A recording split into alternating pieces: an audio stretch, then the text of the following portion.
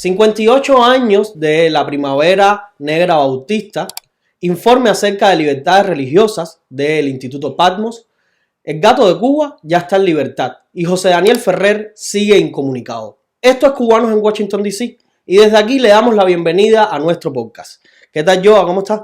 Muy bien, Reinier, gracias. Yo encantada de estar nuevamente acá.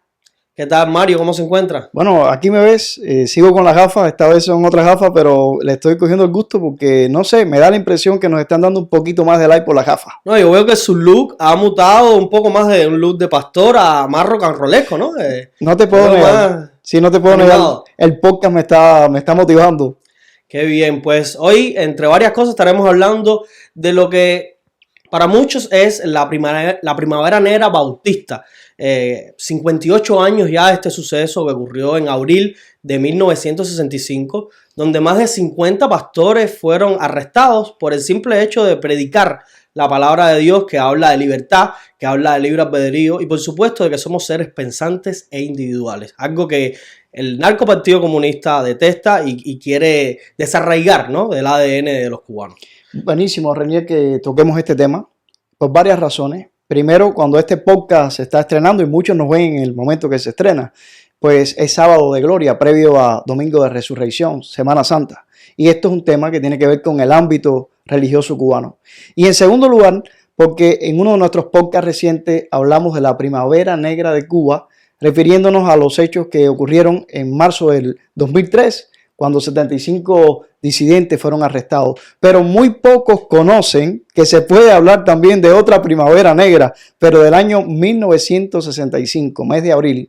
Así que creo que nuestro podcast puede ayudar a que historias no tan conocidas como esta pues puedan salir a la luz. Así mismo. ¿Qué nos puede hablar un poco acerca de la Primavera Negra Bautista, yo? Bueno, pues eso mismo, que es muy importante recordar estas fechas, sobre todo porque hasta el momento el régimen niega todavía sobre la persecución abierta y atroz que hubo en los inicios de la revolución, que sabemos todos que luego cambió para una metodología diferente, ¿no? Porque no quiere decir que actualmente no haya persecución religiosa, pero la hubo de manera abierta durante los primeros años de la revolución y por supuesto es importante recordar todas estas fechas que también forman parte de la historia de Cuba y que muchos desconocen que ocurrió y sobre todo porque me parece que mucha gente, muchos cubanos, pues han querido quitar a la iglesia de todo esto que ha tenido que ver también con los atropellos y la represión del régimen.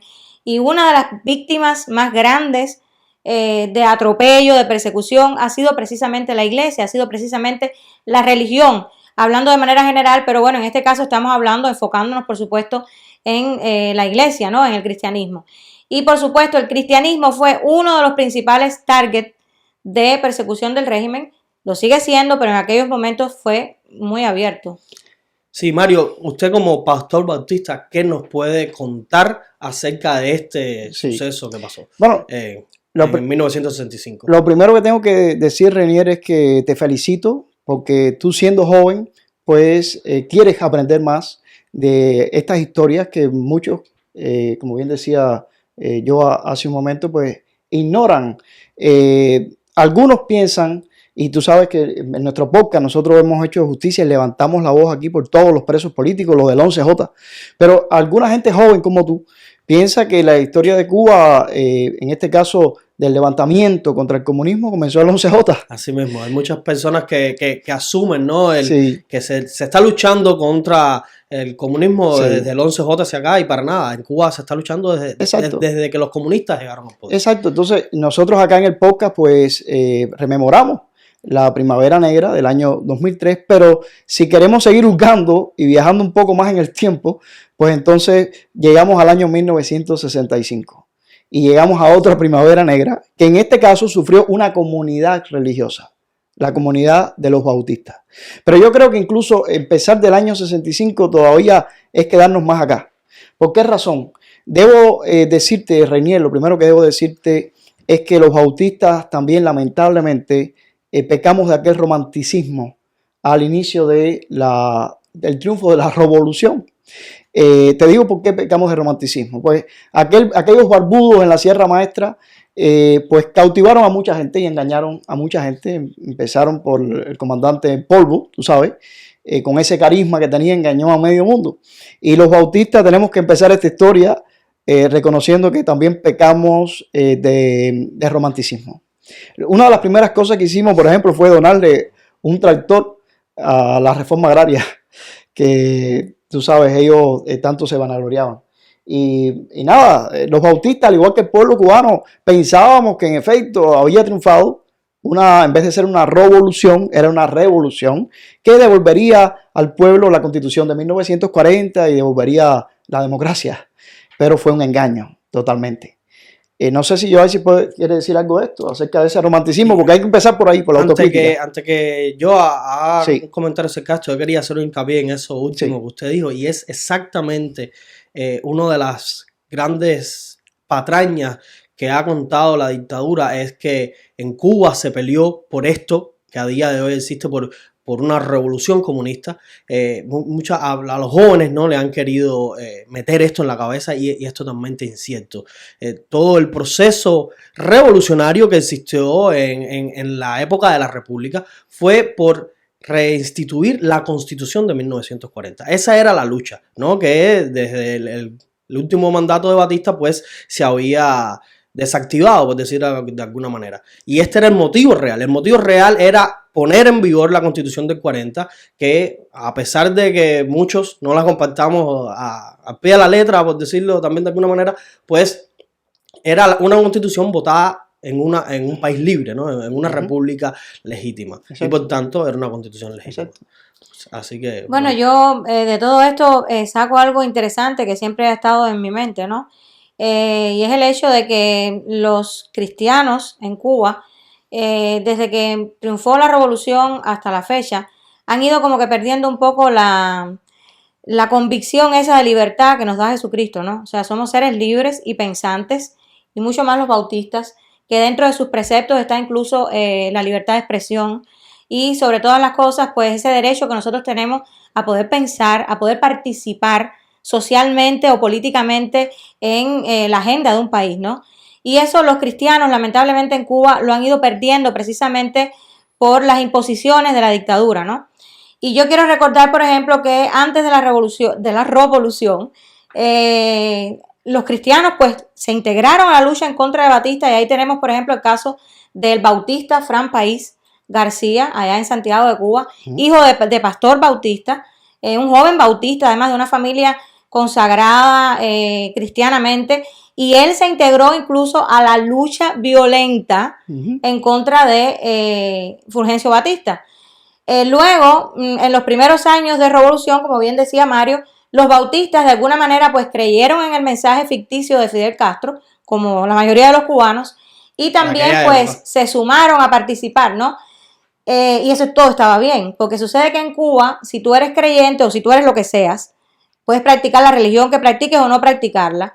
Si tú vas a favor del mensaje del régimen, pues tú no vas a tener absolutamente ningún problema. Si tú vas en contra de ese mensaje, si lo criticas, aunque sea levemente, pues ya ahí entonces van a comenzar los problemas. Por eso yo digo que en Cuba todo está asociado a la política, obviamente, ¿no? Exactamente. Y entonces, en el caso de los bautistas, pues lamentablemente ellos también se han sumado a ese mensaje de no, los cristianos no debemos meternos en política. Y cuando un creyente pues participa del criterio político, cuando un creyente expone lo que piensa y critica la dictadura, pues entonces muchas veces es rechazado tanto por la dictadura como por la iglesia, y eso es algo muy triste, porque la iglesia jamás debería abandonar a sus hijos, piensen como estos piensen. Sí, yo me sonreía, cuando tú hablabas ahora, porque cuando tú decías que, bueno, que ahí, mientras tú hables a favor de la revolución, qué sé yo, no vas a tener problemas, pero me sonreía por lo siguiente, eso ni eso le sirvió a los bautistas. Los bautistas, como ya yo decía, tuvieron su romanticismo, le regalaron un tractor a la reforma agraria, tuvieron una luna de miel con la revolución, pero la luna de miel se terminó muy pronto. Y ese conflicto no vino de parte de los bautistas. O sea, los bautistas estaban contentos, pero... Y hubieran seguido contentos por lo que veo, a pesar de todo. El sistema y el comandante en piedra pronto comenzaron a sacar las uñas. ¿Por qué? Porque ellos se dieron cuenta que había que eliminar en la sociedad civil cubana todo lo que tuviera que ver con libertad. Y sistema totalitario al fin, todo lo que tuviera influencia en la sociedad, ellos tenían que eliminarlo. Entonces, los bautistas podían haberle regalado el trastorcito, la reforma agraria y todo eso, pero había que ponerlos en su lugar.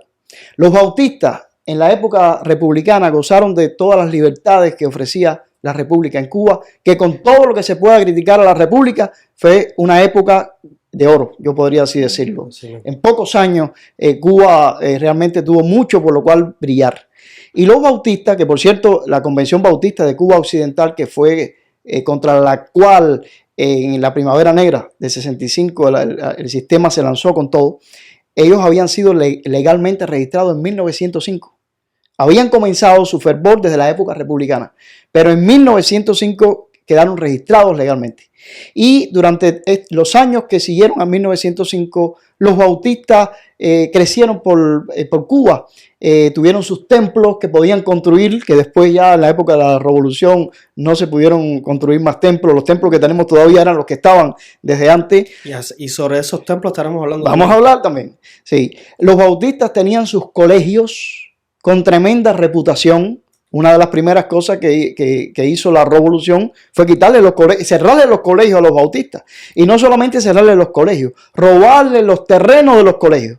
Ahí está, por ejemplo, el terreno de lo que fue el famoso Colegio Bautista de Yaguajay, en las antiguas villas, que se robaron el terreno que legalmente era de los bautistas y que hoy ahí tú puedes ir ahora a Yaguajay y vas a ver en lo que fue el terreno del Colegio Bautista de Yaguajay, vas a ver oficinas de CEPROC y oficinas de GeoCuba, empresas de la dictadura, que se ubicaron ahí en un terreno robado. Pero te estoy hablando de los colegios. Nos robaron hasta el cementerio.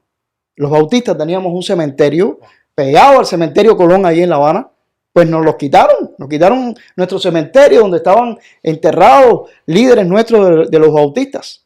No solamente que nos quitaron el cementerio, ahí está la capilla en el cementerio, y esto es una historia más reciente. Una de las iglesias bautistas de La Habana que no tiene templo porque no han permitido construir más templos, la iglesia Vida Nueva, se estuvo reuniendo hace pocos años en esa capilla que está ahí en medio del cementerio.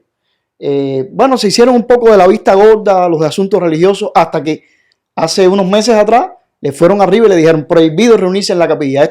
Nosotros les quitamos el cementerio y aquí ustedes no pueden hacer nada. No solo nos quitaron los colegios, no solo nos quitaron hasta el cementerio. Los bautistas teníamos un programa de radio que se llamaba La Hora Bautista, que por cierto su locutor Domingo Fernández era un español y presentador que había emigrado a Cuba. Y que todavía se escucha ese programa como si fuera hoy. No en Cuba. No, acá en los Estados Unidos. En Miami, los amigos que nos escuchan en Miami saben que así como por ejemplo en el ámbito de la comedia, Tres Patines se escucha, en el ámbito religioso, Domingo Fernández. Hasta el día de hoy se transmite La Hora Bautista de Domingo Fernández. No me dejarán mentir los que viven en Miami. El programa se transmitía desde Cuba. Y el programa se escuchaba prácticamente en otros lugares del Caribe. Incluso en Mérida, Yucatán, hubo personas que se convirtieron a la fe bautista porque escucharon el programa de Domingo Fernández, La Hora Bautista. Bueno, pues nos quedamos sin hora bautista, nos quedamos sin cementerio, nos quedamos sin colegio. El trastorcito no nos salvó. Nos quitaron prácticamente todo lo que pudieron quitarnos. Y encima de eso, en el año... Todavía no he llegado al 65. Iba a llegar al 65 y tuve que regresar. Te voy a explicar por qué. Todo eso que usted está contando pasó antes del 65. Sí, todo pasó antes del 65. Nos fueron quitando todo. No nos agradecieron ni el trastorno, ni el fervor revolucionario, ni nada de eso. La luna de miel se acabó pronto. Y te digo, el rencor y el odio vino de parte de ellos, ¿no? De parte de los Como bautistas. siempre ha venido de parte de ellos. Exacto. El rencor y el odio. Exacto. Han sido ellos los que han impuesto todo eso, ¿no? Sí, fíjate por qué retrocedí cuando ya iba a caer en el 1965. Porque me acordé que en el año 63, para hablarte más concretamente, noviembre del 63, nos cerraron algunas iglesias, o sea, algunos templos. Templos que estaban. Y te digo esto porque me viene la historia de cerca. Nosotros fuimos pastores precisamente en uno de esos templos. El templo bautista de Tahuayabón. Saludos a los hermanos de Tahuayabón que nos están viendo. Me lo están diciendo. No voy a decir su nombre, tranquilo. El templo bautista de Tahuayabón había sido la casa del capitán de la Guardia Española. Estaba al lado del cuartel español en el poblado de Tahuayabón. Y en el año 1939, pues los bautistas del sur compraron para la iglesia bautista en el poblado de Tahuayabón ese local, que venía desde la época española, año 1939. En el año 1963 cerraron el templo de la iglesia bautista de Tahuayabón, cerraron el templo de la iglesia bautista de Vueltas y cerraron el templo de la iglesia bautista de Buenavista. Cerraron esos 3 templos. Y estuvieron cerrados, por ejemplo, el templo de la iglesia bautista de Tahuayabón permaneció cerrado desde noviembre del 63 hasta diciembre del 64. O sea, más de un año. Con la condición de que el pastor que estaba ahí en ese momento tenía que irse. Hasta que el pastor no se fuera, no iban a quitar el sello que pusieron sobre la puerta. Y ese sello que pusieron sobre la puerta lo pusieron después de llevarse todos los bienes muebles del lugar. Los bancos, los inarios. Mi mamá era una jovencita y salvó una Biblia ilustrada. Que gracias a esa Biblia ilustrada yo pude conocer en mis primeros años de infancia las historias de la Biblia. Y lo otro que dejaron fue el piano de la iglesia porque no hubo quien lo pudiera cargar. Y me cuenta que tuvieron que dejar el piano ahí porque no podían cargarlo. Pero todo lo demás se lo llevaron. Todo el saqueo. Sí, estamos hablando, te repito, de noviembre del 63. Y aquí te quiero ir un poco más allá. Porque lo primero que hice fue criticar el romanticismo que tuvimos, que muchos pecan o pecamos de romanticismo. Pero estas historias nos sirven para sacar lecciones, ¿verdad?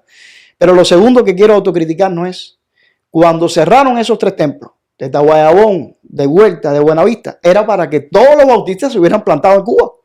Pero no, todo el mundo dijo, bueno, son 3 iglesias, vamos a hacernos de la vista gorda, no fue conmigo, vamos a dejar. No, vamos a dejar. Bueno, llegó el año 1965 y 2 pastores fueron apresados en los primeros meses del año, antes de abril. Pero bueno, eran 2 pastores. Todo el mundo pensó, bueno, no es conmigo, bueno, no es un pastor tan importante, bueno. Llegó el 7 de abril de 1965. Y en la tarde del 7 de abril se llevaron preso al presidente de la Convención Bautista de Cuba Occidental, el doctor Luis Manuel González Peña, que no solamente era un líder de los bautistas cubanos, sino que era un evangelista y un líder continental, me atrevería a decirte. Eso fue en la tarde del 7 de abril. En la madrugada del 7 para el 8 de abril se llevaron al superintendente de la Home Mission Board. ¿Qué era la Home Mission Board? Era la Junta de Misiones de la Convención del Sur de los Estados Unidos, que nos había ayudado desde nuestros orígenes. Bueno, de hecho fueron quienes evangelizaron, en este caso, con respecto a la denominación bautista, ¿no? La Convención Bautista de Cuba Occidental nace precisamente producto de la evangelización de cristianos, miembros de la Convención Bautista del Sur de los Estados Unidos, y que por supuesto eso ya cuando triunfó la debacle, pues también se terminó. Sí, yo aprovecho que tú dices esto para agradecerle a la Convención Bautista del Sur de los Estados Unidos por todo lo que invirtió en Cuba. Uh-huh. Todos esos edificios templos, todo, fueron comprados con dinero de aquí de los Estados Unidos, de los feligreses norteamericanos que dieron su dinero para comprarnos en Cuba todos esos inmuebles, todos esos templos. Te mencionaba el templo de Tahuayabón, pero lo compraron todo. Uh-huh. De hecho, cuando triunfa la ellos son los propietarios reales. Sí. De hecho, eso sigue siendo parte del gran robo de la tiranía, que sabemos que decomisó y incautó muchísimas propiedades de norteamericanos y que en parte por esa razón es que existe el embargo. Y por supuesto, todas esas propiedades de templos y demás son propiedad original de la Convención Bautista del Sur de los Estados Unidos. Como quien la compró era una denominación religiosa norteamericana, fueron los que pusieron el dinero, eran o son los dueños legítimos. Exacto, son ellos. Lo compraron para el uso de los cubanos, pero lo compraron ellos. Cuando se dieron cuenta que aquello no era ninguna revolución, sino una revolución, los norteamericanos enseguida dijeron, mira, vamos a hacer un poder legal para dejar esto en manos de la Convención Bautista de Cuba Occidental como administradores de estas propiedades que son nuestras. Hicieron el poder donde decían que la Convención de Cuba Occidental se quedaba como apoderada de esas propiedades bajo su cuidado. Por cierto que en estos últimos años la Oficina de Asuntos Religiosos ha tratado de hacer que el robo sea total, porque está obligando a las iglesias cubanas que están en esos templos que son propiedad de la Convención del Sur a firmar con ellos un acuerdo de que la propiedad pasa a ser de ellos. O sea, se suman al robo, pagándole a los comunistas una X cantidad de dinero. Pero esa es la patraña, la última patraña de la Oficina de Asuntos Religiosos para que todas esas propiedades dejen de ser de la Convención del Sur de los Estados Unidos, pero con la complicidad de quienes están utilizando los locales y quienes recibieron esos locales por amor, sencillamente. Y esto es importante denunciarlo porque todo tiene que llamarse por su nombre. Pero lo otro que te estaba diciendo, fíjate cómo cerraron 3 iglesias, pero bueno, no fue mi iglesia, fueron 3 iglesias, vamos a seguir nosotros haciendo lo nuestro. No levantaron la voz al unísono. Bueno, nos cerraron la emisora, pero no hay problema. De todas formas, podemos seguir haciendo otra cosa.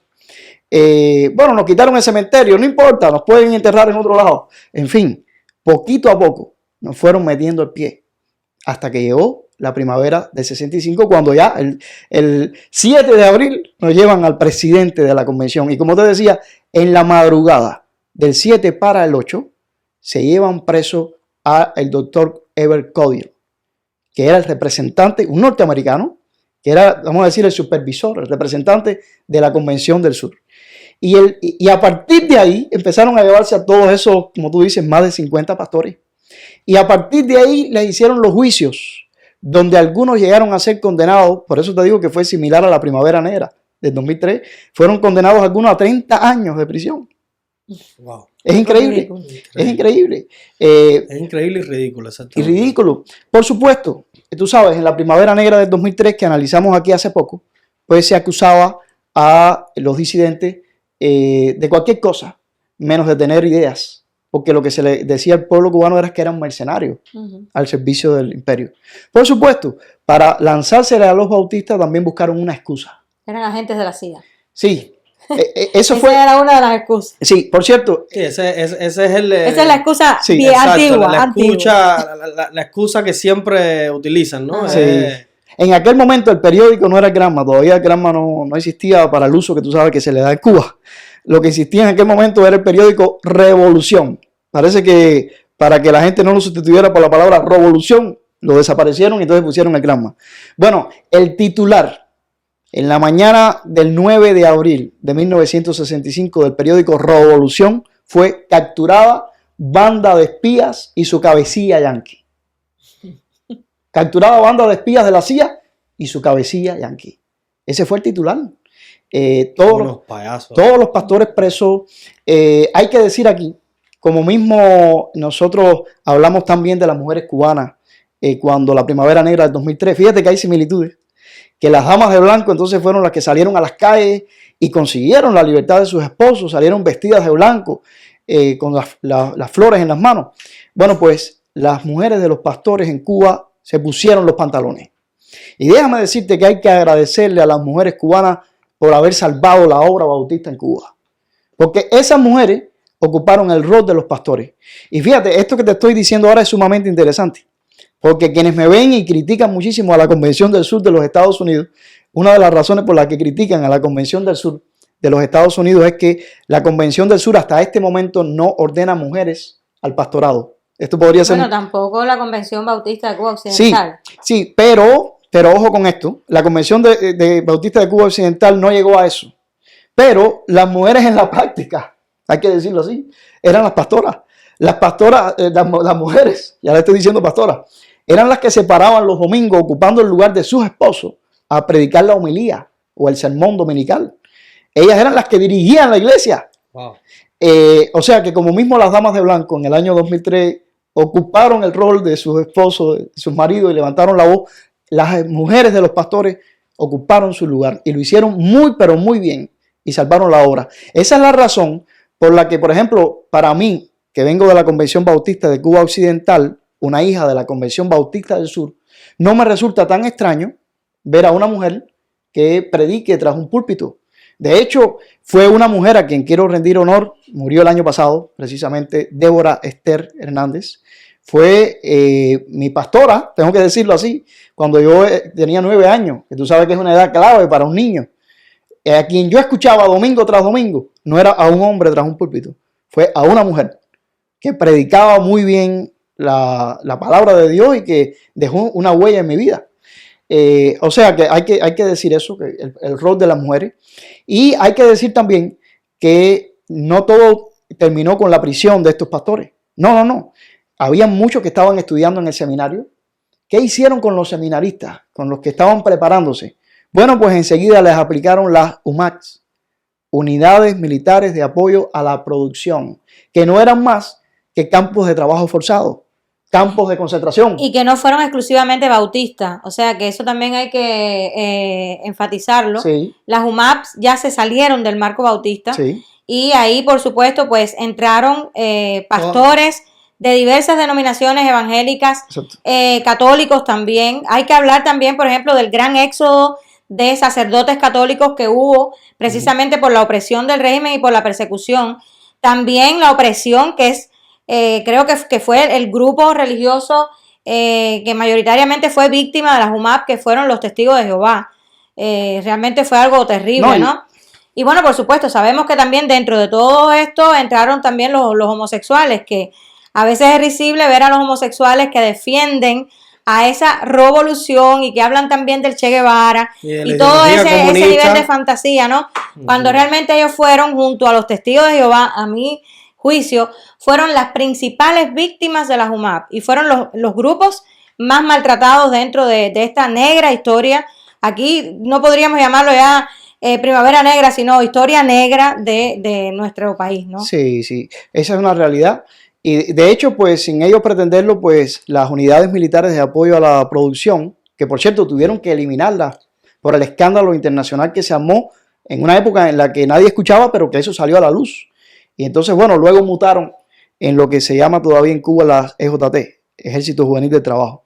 Pero en esas unidades militares de apoyo a la producción, pues se convirtieron como en un crisol donde mezclaron lo mismo a católicos, protestantes, testigos de Jehová, homosexuales, personas de diferentes entes de la sociedad civil que no tuvieron otra que relacionarse entre sí y no tuvieron otra que ayudarse. Mira que es difícil conseguir que, por ejemplo, un testigo de Jehová y un protestante pues tengan simpatía. O un católico. ¿No? O un católico. Allí dentro se ayudaron. E incluso, como bien dice Joyce, que los testigos de Jehová sufrieron las unidades militares de apoyo a la producción. Conozco historias de cartas que le llegaban a los testigos de Jehová que estaban allí encarcelados porque se las pasaban con el nombre de evangélicos que ya tenían la combinación con el testigo de Jehová porque a ellos no se las pasaban. O sea que la solidaridad humana crece en este tipo de situaciones. Había un método de tortura para los testigos de Jehová, contado incluso por testigos de Jehová, que vivieron, no estuvieron en la UMAP, pero sí supieron de estos casos, que se les enterraba en la tierra hasta el cuello, se les enterraba y se les dejaba la cabeza rapada para que el sol, la lluvia, lo que fuera, pues le diera el sereno, y así los mantenían durante días. O sea, era algo verdaderamente terrible. Sí. Yo creo que sería tan importante poder hacer un audiovisual sobre esto, ¿no? Poder ver la agonía, el drama que vivieron estos hermanos nuestros, ya sean católicos, ya sean protestantes, y bueno, el drama también que vivieron los testigos de Jehová y que vivieron los homosexuales también, porque al final, obviamente, estamos aquí para abogar por todos, ¿no? Y para recordar el sufrimiento de todos los cubanos. Así es. Algo terrible. Así es. Y volviendo a comparar las dos primaveras, la muy conocida Primavera Negra del 2003 con la Primavera Negra Bautista del año 1965. Bueno, afortunadamente nosotros valorábamos aquí que en el año 2010 ya no quedaba en la prisión ninguno de los presos de la Primavera Negra del 2003, porque aunque algunos fueron condenados a larguísimas penas después de la muerte de Zapata Tamayo y por todo lo que ocurrió, que ya lo valoramos aquí, pues los tuvieron que liberar a todos, aunque ahora mismo, sabemos, estén presos 2 de aquellos presos de aquel momento, José Daniel Ferrer y Félix Navarro. Eso es importante resaltarlo. Pero déjame decirte que algunos de los presos de la Primavera Negra Bautista del 65, a los 13 años, fíjate que del 2003 al 2010 cuenta, ¿verdad? Lo más que pudieron retener a los presos de la Primavera Negra del 2003 fueron 7 años, a duras penas, todo reventar. De hecho, pues hablábamos, ¿verdad? Que el poeta Raúl Rivero, a los 2 años lo tuvieron que liberar porque ni el comandante en piedra pudo retener a un intelectual del calibre de Raúl Rivero. Pero algunos presos de la Primavera Bautista del 65 a los 13 años todavía estaban presos. El último de esos presos fue precisamente 13 años, el pastor Reinaldo Medina. Fue el que más cumplió de esa crisis. 13 años de prisión, que cuando salió al exilio fundó en Hialeah la iglesia Estrella de Belén. Sé que hay muchos hermanos que nos ven de ahí de Miami, de Hialeah. Por favor, denos like, compartan, suscríbanse al canal, ¿verdad? Para que todo esto se dé a conocer. Pero lo cierto es que ese pastor, que en Cuba ya no tenía cabida, salió al exilio, igual que salió en su momento el pastor Domingo Fernández, de la Hora Bautista que mencionamos acá, y en Miami siguió haciendo la Hora Bautista, que entonces se oía en Cuba, pero transmitido desde Miami. Lo cierto es que Reinaldo Medina fue el último de los pastores de la Primavera Negra Bautista, 13 años cumplidos de prisión, y escribió, lo pueden buscar en Amazon, un libro que se llama El Evangelio detrás de las rejas. Anótenlo y búsquenlo en Amazon para que se lean esta historia que cuenta el pastor Reinaldo Medina, que fundó la iglesia bautista Estrella de Belén, ahí en Hialeah. Pueden visitar esa iglesia, donde actualmente se encuentra un pastor amigo allí, a quien aprovecho, Javier Sotolongo, aprovecho para enviarle un abrazo. Yo sé que él está viendo este podcast también, Reniel, pastor Javier Sotolongo. Yo sé que me ha enviado algunos mensajitos, algunas señales de que sigue nuestro podcast. Quiero enviarle un abrazo. Él ha sido fiel al legado de Reinaldo Medina, no por gusto en su iglesia, y hace poco aquí hablamos también de los hermanos al rescate, ¿verdad? ¿Se acuerdan? No por gusto de la iglesia Estrella de Belén, era a donde pertenecía Pablito Morales, uno de los 4 de hermanos al rescate, que se hubiera casado en esa iglesia Estrella de Belén fundada por Reinaldo Medina si no lo llegan a pulverizar en el aire. Precisamente la madre, la familia de Pablito Morales siguieron congregándose allí, y nosotros tuvimos la bendición de estar en las honras fúnebres que se le dieron a la mamá de Pablito Morales allí en la iglesia Estrella de Belén. Exacto. Y bueno, pero fue una historia que no es tan conocida. Por eso yo te vuelvo a felicitar, tú que eres joven, que no te contentas con pensar que la historia de la oposición al totalitarismo en Cuba comenzó el 11 de julio de 2021. Hay una cosa que yo quisiera decir ya para tal vez cerrar con el tema este de la Primavera Negra Bautista, aunque tiene mucha tela por donde cortar. Tiene tela, si me dejas. Pero tristemente toda esta persecución de los inicios de la revolución trajeron un amedrentamiento al pueblo que fue tal que los cristianos creyentes de años abandonaron las iglesias. Yo recuerdo ser una niña, conocer el evangelio a través de una hermana metodista, iba a decir bautista, pero una hermana metodista, la hermana María Josefa, que cariñosamente le decíamos María Pepa. Y recuerdo pasar siendo una niña por allí, por enfrente a la iglesia metodista, y ver solamente a la familia pastoral, o sea, el pastor, la esposa, los niños, y 2 o 3 viejitos, entre ellos María Pepa, que por supuesto fue una persona muy tenaz. Ella fue quien me predicó el evangelio a mí y luego se lo predicó también a mi familia, ¿no? Y era muy triste ver aquello. Pasabas también por la iglesia católica y ahí estaban las señoras que fueron fieles, como mi abuela por parte de padre, que cada domingo iban con sus mantillas a la iglesia y se mantuvieron leales, ¿no?, a su creencia. Pero fue muy triste ver cómo el pueblo de Cuba abandonó los templos, cómo ocultaban sus creencias, cómo la negaban para poder estar en paz con el tirano. Y muchas veces, y lo tengo que decir como creyente, la gente cuestiona a Dios. Bueno, ¿cómo es posible que todavía el pueblo de Cuba esté viviendo todo este drama? Pero el pueblo de Cuba tiene que recordar un poco, y si no lo saben, conocerlo, que en su historia negaron a Dios, lo negaron. Los templos se vaciaron, la gente tuvo un cambio de vida, o sea, hubo un retroceso en lo que ellos creían en su fe. fue como que yo recuerdo muy bien esta frase de alguien que conocí. Fue como que si hoy tú eras creyente, llegó Fidel Castro y ya pasado mañana tú habías dejado de creer y en lo único que creías era en Fidel Castro y en la revolución. Incluso yo recuerdo escuchar a alguien de la parentela de mi familia hablar de Fidel Castro como si fuera un dios, y yo luego supe que esa persona había sido miembro de la Iglesia Metodista. O sea, realmente fue algo triste, fue algo muy lamentable que el pueblo de Cuba, en su mayoría, porque repito, yo recuerdo ver las iglesias vacías. Ahora no me pueden decir que no fue así. La mayoría negara su fe, abandonara su fe por miedo a un sátrapa y por temor, por supuesto, a las consecuencias que había, porque realmente la religión en Cuba fue perseguida terriblemente. O sea, fue tan perseguida que ya estás oyendo todas estas historias que se acaban de decir. Sí, es muy bueno esto que ha dicho Yoaisis, Reinier, y bueno, tú siempre dices, con la dictadura no se puede tener concesiones. Bueno, yo te doy toda la razón hoy porque fíjate, como comencé esta historia. Y menos cuando se... me da la razón hoy al respecto que no se puede Sí, tener concesiones con la antes dictadura. no. Sí. Reinier, los bautistas... ¿Cree que se pueda tener concesiones con la dictadura? Ninguna. Los bautistas comenzamos regalándole un tractor.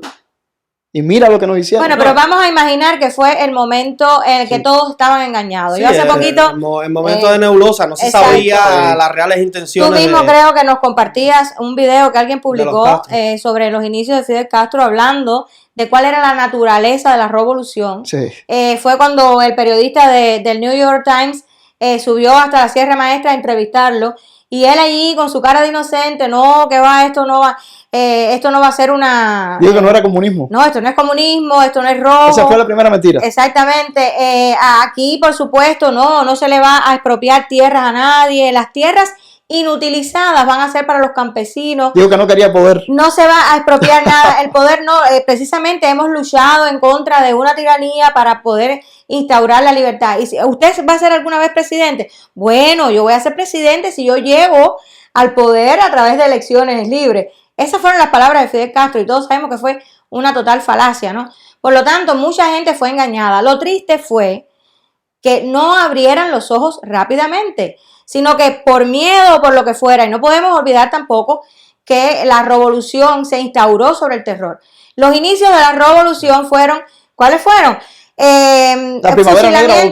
Fusilamientos públicos, más que la primavera. ¡Viva Cristo Rey! Fusilamientos públicos que se televisaban. Y el pueblo estaba viendo aquel horror. Entonces, está plantados y plantadas que documentan parte de ese proceso. Exacto, pero en los inicios esos fusilamientos eran televisados y el pueblo de Cuba estaba viendo. Y además, yo recuerdo haber visto Bohemias, que un amigo de la universidad tenía, y yo recuerdo haber visto los horrores aquellos de los fusilados con su cerebro fuera de la cabeza porque les habían disparado el tiro de gracia, y todo eso se publicaba y el pueblo de Cuba lo veía. O sea, les estaban inyectando una alta dosis de terror que obviamente rebasar aquello era algo difícil, ¿no? Es que esto ya lo hemos dicho en podcasts anteriores, y tristemente el pueblo cubano en una etapa, ¿no? Pues se amedrentó producto de todo este terror que la dictadura pues propagó por toda la isla. Pero hay algo que está claro, ¿no? Y que no tiene excusa. Y es uno de los errores que hemos tenido en la lucha contra el comunismo. Y es haber sacado a Dios de la ecuación. Completamente. Es algo que debemos aprender, que debemos rectificar. Y sobre todo en los tiempos que estamos viviendo, yo creo que son tiempos de aferrarse a Dios. No desde la doctrina que algunos puedan entender, que lo ven como algo que te dice o te dicta lo que tienes que hacer, sino desde los principios, los fundamentos de libertad, de amor, de fe, de derechos humanos, ¿no? Porque aunque la Biblia no hable exactamente de derechos humanos, sí te habla de lo que es la base, ¿no? La libertad. De la libertad y del buen comportamiento. Entonces, yo creo que esto debemos aprenderlo, ¿no? Debemos entender que Dios tiene que estar dentro de la ecuación que nosotros desarrollemos para la libertad en Cuba, la democracia y por supuesto que existan derechos humanos. Es muy importante esto que ustedes han dicho, y yo creo que encaja perfectamente con lo que yo comencé a decir. Tú me pediste que hablara de la primavera negra bautista del 65 y yo te comencé a hablar de que nosotros le regalamos un tractor a esa gente. Nosotros comenzamos regalándole un tractor. Y mira que caro nos salió el tractor. Pero digo esto porque si bien yo comencé con una autocrítica como bautista, yo creo que esa autocrítica en realidad y en consonancia con lo que ustedes han dicho, se la tiene que hacer, nos las tenemos que hacer todo el pueblo cubano. Porque si ese tirano hizo todo lo que llegó a hacer, lo llegó a hacer por el poder que le dimos nosotros. Y hay que decir en autocrítica nacional, y tenemos que hacernos la autocrítica si queremos que Cuba cambie, que con la complicidad del pueblo cubano ejecutaron a la gente. Lamentablemente el pueblo engañado por el sátrapa pedía paredón. Y en estos días de Semana Santa, que recordamos cómo también el pueblo engañado le pedía a Poncio Pilato, crucifícale, crucifícale. El pueblo cubano decía, paredón, paredón. El pueblo cubano dejó de ir a las iglesias, como decía Joaxi. Dejaron solo a los apestados pastores, el que no estaba preso, el que no estaba en Lomá, el que estaba en esa iglesita, pues era muy mal visto. Yo sufrí eso todavía en el año 80. Yo era un niño de 5 años y yo siempre he dicho que el día que se acabó mi inocencia, prácticamente podría decirte que fue una violación, una manera de violación, porque fue mi primer día de clases. Yo era el único niño creyente de mi aula. Y aquella tarde, al final de la tarde, llegó el director y llegó a la clase nuestra y en tono como si estuviera preguntando aquí quién es el ladrón, quién es el delincuente, dijo, ¿quién es religioso aquí? ¿Quién va a una iglesia aquí? Era mi primer día de clase.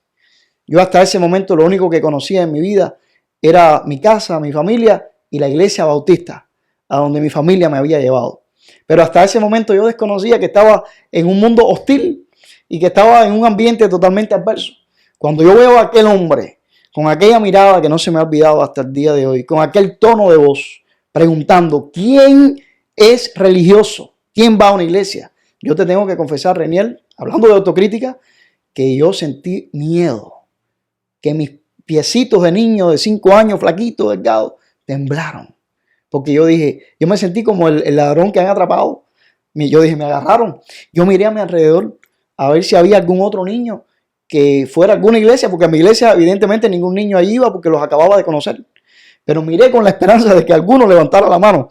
Nadie levantó la mano. ¿Y quieres saber algo, Reniel? Este que está aquí tampoco levantó la mano. Sentí miedo.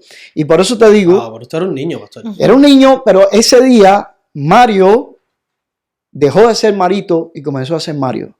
Porque aquel día mi inocencia se rompió. Aquel día yo descubrí que el mundo no era el mundo color de rosa, que mi familia y mis padres se la habían ingeniado para presentarme a mí.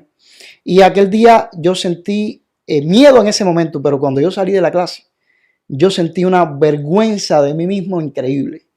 Yo sentí que yo había traicionado. Por eso escribí una vez, hablando en estos días de Semana Santa, ¿no? Escribí un pequeño artículo, no sé si lo publiqué o no lo publiqué, que lo titulé Cuando negué como Pedro. Tú sabes que en estos días de Semana Santa se habla mucho de Judas Iscariote, que vendió a Jesucristo por 30 monedas de plata, pero también se habla del apóstol Pedro, que se creía ser el más valiente de los discípulos y que la noche en que prendieron a Jesús, cuando Jesús le dijo, miren, prepárense que me va a pasar esto y esto y esto, Pedro le dijo, aunque todos te dejen, yo no te dejaré. Y Jesús le dijo, Pedro, esta noche, antes de que el gallo cante, tú me habrás negado, y no una vez, me habrás negado 3 veces. Yo escribí cuando negué como Pedro. Un niño de 5 años, pero que me sentí abochornado de mí mismo. Y sabes algo, Reniel, si ahora yo posiblemente esté sentado aquí en este podcast con ustedes, sea porque aquello ocurrió mi primer día de clase en el año 1980. Debe haber sido los primeros días de septiembre del 80, cuando preguntaron quién era religioso y yo negué mi fe quedándome en silencio. Porque aquel día cuando yo salí de la clase, sentí una tristeza terrible. Y fíjate, yo no llegué a mi casa y lo confesé a mis padres, lo confesé a la iglesia, no lo dije a nadie, pero hablé con Dios y le pedí perdón. Le pedí perdón por haber sido un cobarde. Descubrí con 5 años que yo era un cobarde, que mi naturaleza era de cobarde. ¿Y sabes lo que yo aquel día me comprometí con Dios? Después de pedirle perdón, le dije, Dios mío, soy un cobarde, perdóname, te he negado, te he traicionado. Yo lo único que te pido es que me deje el valor de que cuando vuelvan a hacer esta pregunta, yo pueda levantar mi mano aunque sea temblando y pueda ponerme de pie aunque mis piernas tiemblen. El resto de mi vida, Rainier, fue un comentario de ese día. Bueno, por supuesto, esta persecución religiosa tuvo muchísimas consecuencias, ¿no? Una de las consecuencias para aquellos que se mantuvieron firmes en su exposición de la fe fue precisamente no poder participar dentro del sistema de educación superior en Cuba. Los creyentes no podían entrar a las universidades. Si tú eras un cristiano fiel, activo, pues no podías sencillamente aspirar a la universidad ni a ninguna carrera universitaria, y eso todos los creyentes lo sabían. Y una de las formas para que ellos usaban para verificar que tú eras una persona que participabas en la iglesia, que ibas a la iglesia, eran los comités de defensa de la revolución. O sea, ellos iban a hablar con aquellos informantes que eran el presidente del comité o no sé quién más, ¿no? Los chivatones los del miembros barrio. del comité. Ellos iban allí como una especie de comisión, ¿no? Y entonces preguntaban por ciclanita o menganito de tal, si ellos sabían que iban a la iglesia, si la persona del comité decía sí, ellos son miembros de la iglesia, ellos van a la iglesia, la visitan, pues ahí mismo quedaba cerrada la oportunidad para esa persona de poder entrar a la universidad y estudiar.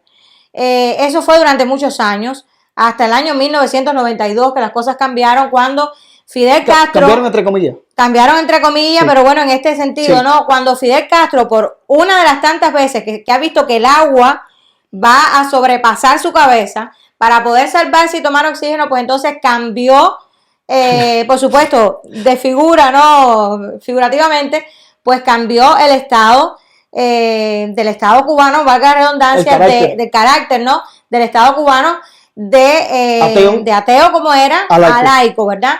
Y entonces los cristianos pues pudieron participar, aunque obviamente se sabía, ¿no?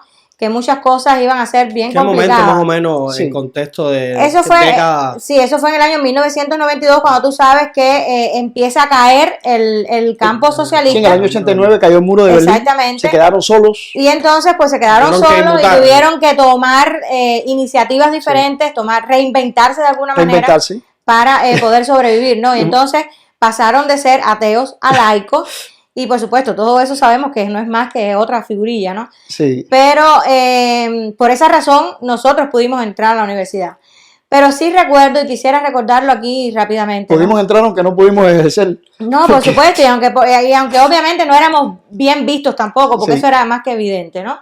Aunque déjame decirte que yo en todo tiempo les impuse, porque casi todos mis trabajos de investigación y mis trabajos prácticos y demás de nuestra carrera, que estudiamos bibliotecología, todos tenían que ver con la iglesia.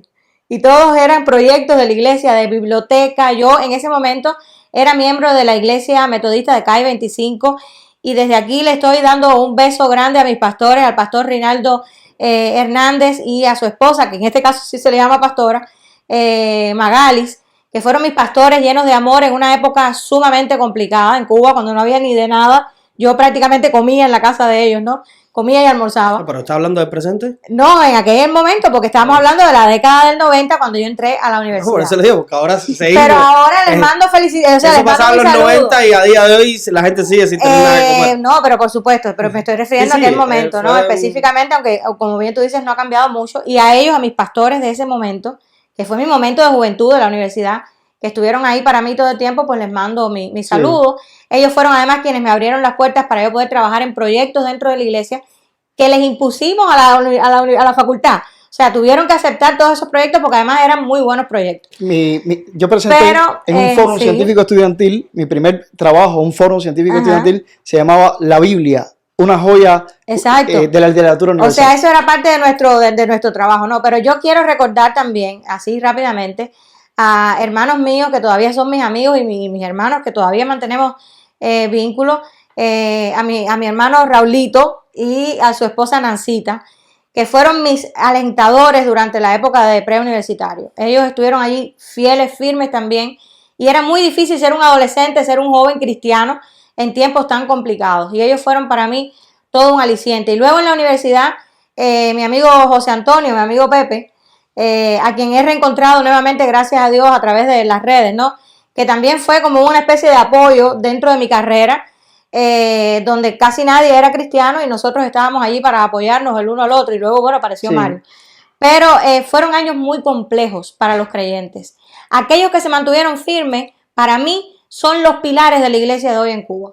Sí. Francamente. Por supuesto, Dios, Jesucristo, es el mayor pilar, pero las personas a las que Dios usó para sostener su iglesia fueron esos hermanos fieles en los tiempos más difíciles. Sí. La Biblia dice que en lo poco ¿Has sido fiel? has sido fiel, en lo mucho te pondré. Así que yo espero que al menos el Señor, por misericordia, aquellos que nos mantuvimos leales, ¿no? Y que sostuvimos de alguna manera la obra dentro de Cuba en años muy complicados, pues que el Señor tenga misericordia y de una vez por todas libere a ese pueblo que tanto lo necesita. Sí. Sí mismo. Y tomando un momento, Mario, la anécdota que usted había hecho Sí. de su primer día de clases, Sí. que le preguntan, ¿no? Sí. ¿Quién iba a la iglesia? Y usted Sí. responde, o sea, usted no responde, usted Tuve miedo. hace silencio Tuve miedo. y usted Un siente niño de que le 5 años. falta, Sí. le faltó, ¿no? Sí. A su fe Sí. y a su creencia. Pues yo creo que todos los cubanos, de cierto modo, hemos vivido una experiencia similar, aunque en contexto no sea el mismo. Sí. Pero sí en cuestión de todos hemos vivido una fractura, ¿no? Ujú. De una supuesta, de una realidad que no existe y que en algún momento vivimos, ¿no? Desde la inocencia. Sí. Y pues luego empezamos a entender un poco, ¿no? Sí. Realmente en qué país vivíamos. Y yo creo que es bueno, ¿no? Enfocarnos en eso. No importa cuánto tiempo se estuvo engañado. No importa... Siempre sí, hay tiempo para abrir los ojos. No importa si uno nació en una familia con ideales comunistas o no. Lo importante es, siempre y cuando, como hemos dicho, no se tengan las manos manchadas de Sí. sangre, pues rectificar, ¿no? Exacto, abrir los ojos. Entender la realidad, estar dispuesto a documentarse, ¿no? A consumir la historia real, la verdadera historia y no la que el régimen ha contado. Sí. Y sobre todo lo digo por los cubanos que están fuera de Cuba. Sí. Porque el estar fuera de Cuba no es solamente la posibilidad de poder vivir mejor económicamente o de poder comer lo que nunca se comió en Cuba o de poder llegar a comprarse una casa o un carro. No, esas son banalidades desde cierto modo. Eso es un aspecto solo ¿no? de la realidad que te da la posibilidad de ser libre. Entonces, desde aquí les decimos a todos esos cubanos que tienen la posibilidad de vivir fuera de Cuba, de vivir en libertad, de que busquen la historia de Cuba, de que encuentren la verdad y que apoyen el camino hacia la libertad, hacia la democracia y el respeto de los derechos humanos, por supuesto, la libertad de todos los presos políticos. No importa el momento, lo importante es hacerlo, ¿no? Y debemos visualizar una Cuba libre que participen todos los cubanos. Así que, por favor, apoyen todo lo que se está haciendo por la libertad. Sí. No se sientan apáticos. Yo solo pues quería hacerte comentario, ya que me recordaste, ¿no? Ese momento, ¿no? Que fue una fractura en mi vida y que yo te podría decir que el resto de mi vida ha sido un comentario. Yo soy el mismo niño, aquel cobarde, lo único que aquel día en sus 5 años comprendió que era un cobarde y le pidió a Dios que le diera fuerza. El resto de mi vida en Cuba no fue otra cosa que la escena que se repetía, vez tras vez, donde siguieron preguntando año tras año, como si no lo supieran ya. Porque lo interesante es, yo a veces te decía que todo el mundo sabía quién era religioso o no, porque estábamos marcados. Aquel director de la escuela que llegó a la clase sabía, desde que él entró, antes de hacer la pregunta, que el niño religioso que venía de una familia religiosa era yo.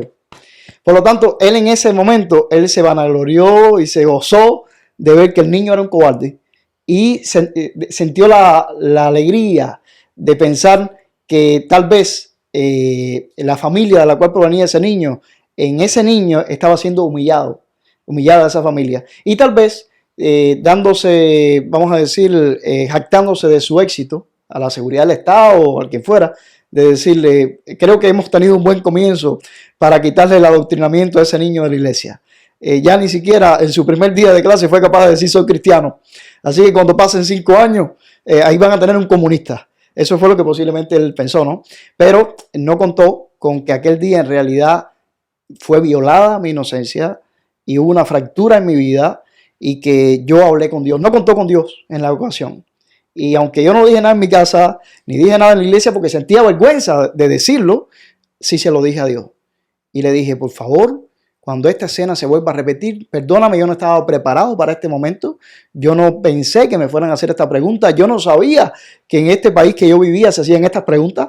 ayúdame para que la próxima vez yo no te niegue. Mi vida fue, el resto fue un comentario, Reinier. Y solamente decirte, bueno, que yo te dijo que en el año 92, en efecto, se cambió el carácter de la revolución de ateo a laico. Y eso pues tiene mucha también tela por donde cortar. En primer lugar, pues se había caído el muro de Berlín. El comandante en piedra necesitaba dólares. Y los dólares o las divisas ahora no provenían ya de la Unión Soviética, que se había desmoronado. Él, muy astuto, muy inteligente, quería que las divisas se las mandaran los bautistas del sur. ¿Qué te parece? Porque obviamente... No, y por supuesto, lo único que hizo fue cambiar el método de persecución. Sí. La persecución continúa, pero él cambió el ¿Sabes método? el cálculo simple que hizo el comandante en piedra? Él dijo, estos bobos a los cuales no pude eliminar de la faz de la tierra, porque ese era el propósito de él. Lenin, en un artículo que escribió sobre León Tolstoy, el más famoso escritor ruso, pero que era un creyente y que murió antes de la que llegara esa desfachatez de la revolución rusa, después soviética. Lenin escribió un artículo sobre León Tolstoy y dijo, fue un gran escritor, pero tenía el defecto más grande que se puede tener bajo la capa del cielo, religioso. Eso dijo Lenin. Y entonces, el comandante en piedra, pues alumno de Lenin, él se propuso borrar de la faz de la tierra, de la faz de Cuba, la religión. Pero lamentablemente le cayó la caída del muro de Berlín sin poder eliminar a los religiosos. Entonces, diabólico al fin en sus ideas, ¿no? Inteligente para el mal, él hizo el cálculo de, bueno, ya no tengo a los soviéticos que me mantengan, tengo que buscar dólares ahora de donde sea. Estos bobos a los que no eliminé, ahora me van a dar muchos dólares a mí. Voy a quitarle el cartel que tiene esta revolución de atea y le voy a poner laico. Claro, hay un detalle curioso. Yo creo que yo mencioné esto ya en un podcast anterior. Frei Beto, un sacerdote católico brasileño que profesa la teología de la liberación y que simpatizaba con Cuba. Digo simpatizaba porque él mismo... Bueno, con Cuba no, con Fidel Castro y con la revolución.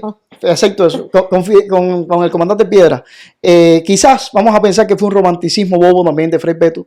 Te voy a explicar por qué. Porque Frei Beto fue integrado en el primer gobierno de Lula da Silva y terminó a los pocos días de haber sido puesto como ministro de Lula da Silva, totalmente decepcionado al ver el robo y el desfalco que hizo Lula da Silva en Brasil, y escribió un libro que es una crítica, a ti que te encanta la crítica a los sistemas socialistas.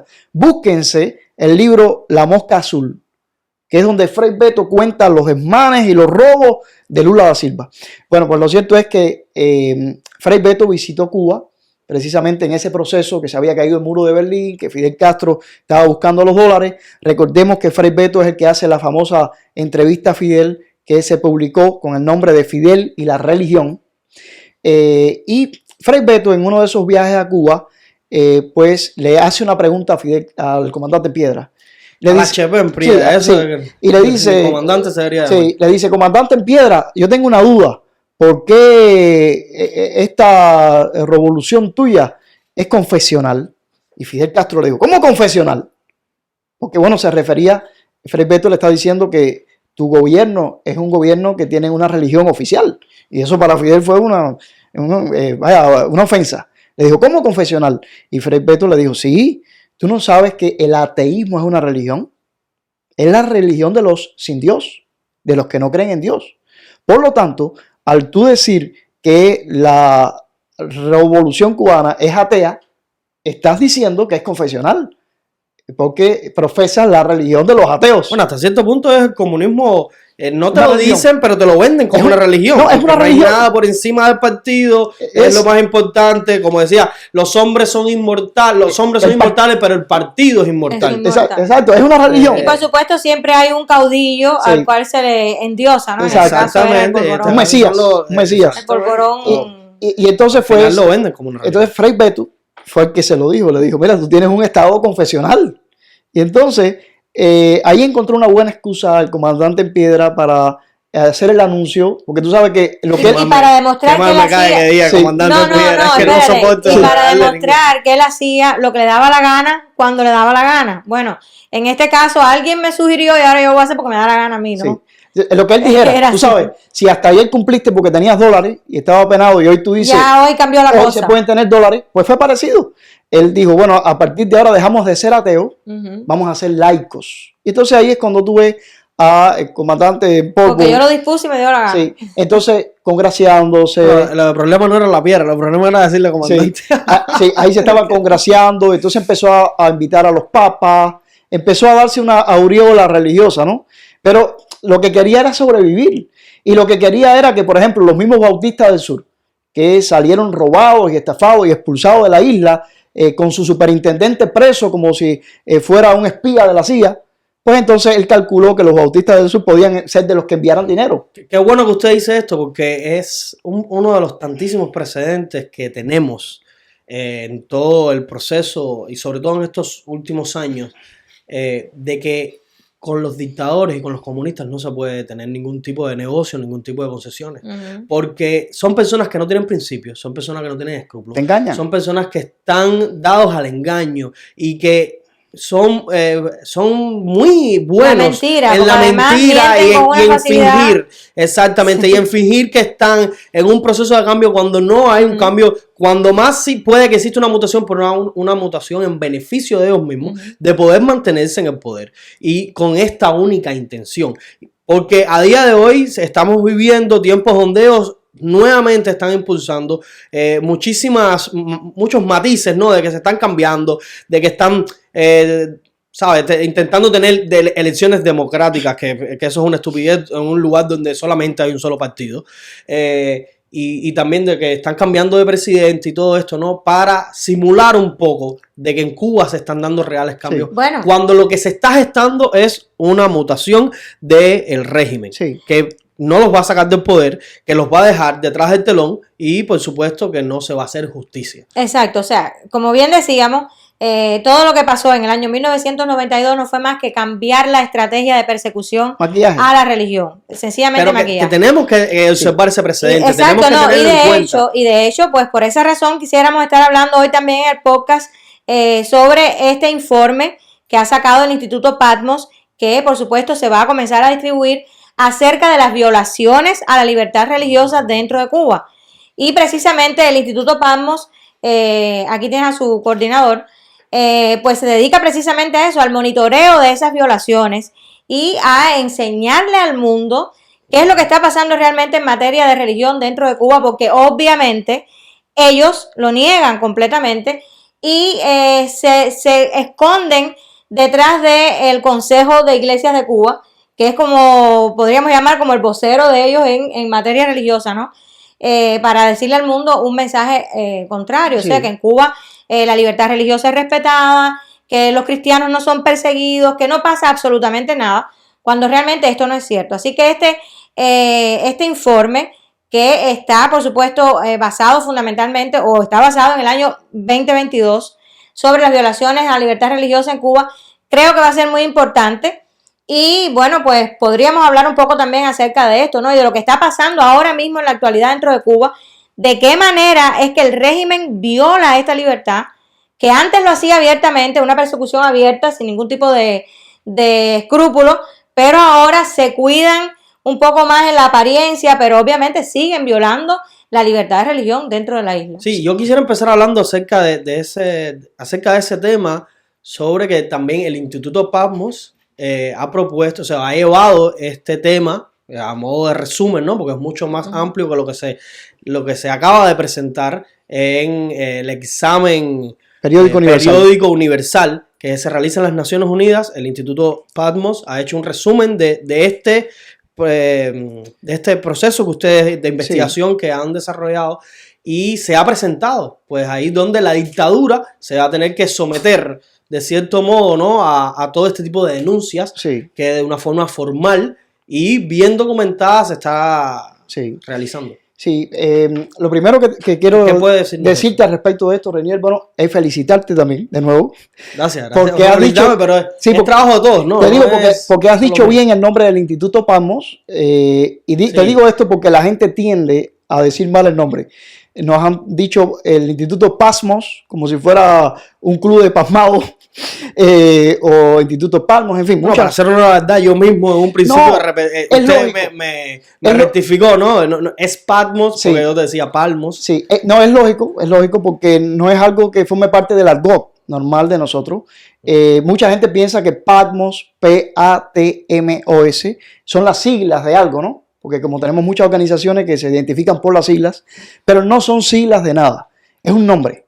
Es el nombre de una isla en el Mediterráneo. Y aquí tú me dirás, ¿qué hacen ustedes poniéndole un nombre de una isla en el Mediterráneo a una organización cubana? Pues le pregunto, ¿qué hace una organización Exacto. cubana teniendo el nombre o adoptando el nombre Sí. de una isla que se encuentra Exacto. en el Mediterráneo? Y te explico ahora mismo. Bueno, esa isla que sigue allí en el Mediterráneo, una isla griega, era una isla que en el siglo I servía como isla prisión para muchas personas que el Imperio Romano consideraba enemigos y que no los mataba en el circo romano, qué sé yo, pero era una de las tantas formas de castigo enviarte a esa isla prisión. Te deportaban. Y allí, ya tú sabes, vamos a decir un Alcatraz mediterráneo en la época del siglo I.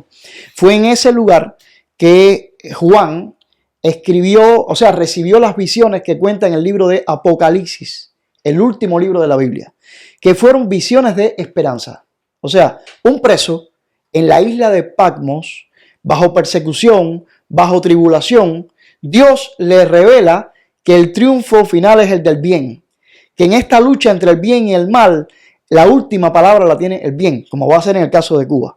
Entonces, esa isla sirvió de inspiración para un grupo de niños cobardes como yo, que crecieron y se hicieron pastores, se hicieron curas, se hicieron sacerdotes, y el día 2 de febrero del año 2013, en el aniversario 74 de la Iglesia Bautista de Tahuayabón, que tuvo su templo cerrado entre noviembre del 63 y diciembre del 64, nos reunimos para celebrar el aniversario 74 y un grupo de curas y pastores de diferentes religiones dimos a conocer que se fundaba el Instituto Pasmos. Eso no fue mérito mío, fue mérito de ellos. El único mérito mío tal vez fue que ofrecimos la celebración de la iglesia, del aniversario, para que estuvieran allí. Y hubo mujeres representadas por Joaxis misma, que estaba aquella noche allí. Hubo sacerdotes, como en este caso Félix Ben Castilla. Espero que nos estés viendo, Félix, y que des like y te suscribas.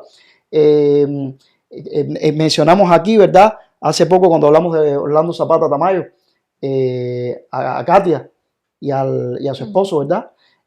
O sea que hubo varios pastores y líderes de diferentes confesiones de fe que anunciamos el Instituto Pasmos, que nacía para precisamente velar por el ejercicio de las libertades que nos habían violado a nosotros toda la vida, las libertades religiosas. Bueno, inicialmente la idea de Patmos, sobre todo recuerdo la idea de Félix Ben Castilla, era no solamente monitorear todo lo que tenía que ver con la violación a la libertad religiosa, sino también practicar la libertad religiosa. Y por esa razón fue que se crearon los foros Pasmos, donde se practicaba la libertad. O sea, creamos ese espacio que era un espacio académico, o sea, religioso académico, donde se invitaban a diferentes panelistas. Incluso ateos. Exacto, para que ellos, pues, sobre un tema determinado dieran sus criterios, hablaran sobre el tema. Había un auditorio, el auditorio también participaba, hacía preguntas y era muy interesante, ¿no? Y bueno, los primeros foros fueron muy buenos, aunque siempre era vigilado y todo eso. Pero ya luego la cosa se fue calentando, ¿no? Como sí, decimos en los foros cubano. del Instituto Pasmos se siguen celebrando. Sí. Pero lamentablemente. Pero bueno, aquellos foros públicos en que había un auditorio allí enfrente, ¿no? De los arrancamos panelistas. con mucha fuerza e ímpetu, pero la persecución se acrecentó. En el mismo ímpetu lo que conseguimos fue, lamentablemente, atraer la persecución. Y muchos lugares incluso que se nos abrieron para nosotros poder hacer aquellos foros, pues luego nos decían con mucha pena. Pero ¿no? es una excepción de Cuba esta persecución a las instituciones religiosas y este flagelo a las libertades religiosas, ¿o es algo común en las dictaduras comunistas? Por supuesto que no, eso es algo común de las dictaduras comunistas. Y ahí tenemos a Nicaragua, por ejemplo, y vamos a caer entonces en el tema de Nicaragua, que es muy importante porque ellos están sufriendo algo muy parecido a lo que los cubanos estamos sufriendo. Ahora mismo en Nicaragua, por ejemplo, está prohibida la celebración de la Semana Santa. Y hemos visto en estos días cómo el pueblo creyente ha salido a las calles a celebrar, sobre todo especialmente el pueblo católico, porque sabemos también que hay como una especie de ¿cómo diríamos?, de fijación de Ortega Murillo contra la Iglesia Católica, tal vez porque sus líderes y los católicos pues se les han enfrentado abiertamente, y esto ha sido algo muy positivo desde el punto de vista de la defensa de la libertad, ¿no?, de los derechos no solamente religiosos, sino de todos los derechos. Entonces, ahora mismo en Nicaragua está prohibida la celebración de la Semana Santa, estamos en Semana Santa, pero el pueblo creyente está en las calles y le está diciendo al dictador, aquí vamos a estar porque la fe es más fuerte que cualquier cosa que ustedes puedan hacer en contra nuestra. Exacto. Qué buena esa reflexión que usted acaba de dejar acá, que la fe es más fuerte, es más grande que el miedo. Sí. Es algo que debemos aprender los cubanos. Sí. Entre los desmanes que ha cometido Ortega, sin dejar de hablar de Cuba, porque volveremos ahora a hablar del informe del Instituto Pasmos y todo esto, pero entre los desmanes que ha cometido Ortega no es solo mantener al obispo en prisión. Recordemos que envió un avión acá a Washington, D.C. con 222 exacto, presos. Y Monseñor Álvarez dijo, yo me quedo aquí, sustituyéndolos a todos, me quedo aquí en la prisión. Es que Monseñor Álvarez ha sido una de las puntillas más incómodas que ha tenido Ortega en su asiento. Pero los desmanes han sido tremendos. Por ejemplo, en estos días previos a la Semana Santa, supimos que Daniel Ortega tomó a un cura, a un sacerdote, y lo lanzó prácticamente, lo botó de Nicaragua, lo dejó en la frontera de Honduras, descalzo. O sea, una manera de él humillar a la iglesia. Pero déjame decirle a Daniel Ortega, si nos está viendo, que le va a salir mal la película. Porque, y aquí voy a citar una frase de Luis Manuel González Peña para hacer honor al tema que hemos tratado de la Primavera Negra, ¿verdad? Que se vincula con todo esto. Luis Manuel González Peña, en el juicio que le hicieron después de ser arrestado, el juez le dijo, año 65, le dijo, González, en 30 años en Cuba no va a haber ni una sola iglesia. Eso fue en el juicio. Y el señor González Peña, muy respetuoso, le dijo, señor magistrado, debo decirle que el cristianismo lleva en el mundo más de 2000 años y nada ni nadie ha podido detenerlo. En Cuba, en 30 años, estamos hablando de años 65, habrá el doble de las iglesias que hay ahora. Y déjame decirte que se quedó corto Luis Manuel González Peña, porque a los 30 años del 65 había en Cuba muchas más iglesias, más del doble de las que había en el año 65. A Daniel Ortega le va a costar mucho estarse metiendo con Dios, estarse metiendo con la iglesia. Está firmando, déjame decirte, su pena de muerte. Me atrevo a decírtelo totalmente. Bueno, como estamos en Semana Santa y estamos hablando acerca de esta situación tan lamentable que hay en Nicaragua gracias a estos dictadores, él y la mujer, ¿no? Porque a veces decimos la dictadura de Ortega, pero se nos olvida que tiene una bruja al lado. Sí. Es la dictadura de Ortega Murillo, porque ahí no se sabe quién manda a quién. Yo quisiera tener una lectura por la Semana Santa, y esta lectura de manera especial quiero dedicársela a los hermanos de Nicaragua, que ahora mismo están sufriendo y están pasando por esta situación, pero que aún así están defendiendo su derecho a poder celebrar la Semana Santa y a poder recordar a nuestro Señor Jesucristo de manera abierta, de manera libre, ¿verdad? Y esta lectura yo creo que de alguna forma les va a decir a ellos también que aunque hoy parece que están viviendo un tiempo de oscuridad, la luz ya viene, está bien cerca. Y aquí lo único que hace falta es que en medio de la oscuridad sepamos defender la luz. Y eso realmente también le hace mucha falta al pueblo cubano, que sepa defender la luz aún en medio de la oscuridad, ¿verdad? Que sepa ganar esa luz. Entonces yo, antes de seguir, quisiera tener esta lectura, se la dedico a ellos principalmente. ¿De qué se trata? A los creyentes. Es por supuesto una lectura alegórica a la Semana Santa, que es precisamente el acontecimiento que estamos celebrando los cristianos, ya seamos católicos o seamos evangélicos. Es el acontecimiento que ahora mismo el cristianismo está celebrando y que es precisamente una de las celebraciones más importantes, porque estamos recordando la muerte y la resurrección de nuestro Señor Jesucristo. Entonces yo quisiera leer esta lectura. Desconozco quién es el autor, pero es bien bonita y dice así: es viernes, Jesús está orando, Pedro durmiendo, Judas traicionando, pero el domingo ya viene. Es viernes, Pilatos está en problemas, el consejo está conspirando, la multitud está difamando, ellos ni siquiera saben que el domingo viene. Es viernes. Los discípulos están huyendo como ovejas sin pastor. María está llorando, Pedro está negando, pero ellos no saben que el domingo viene. Es viernes.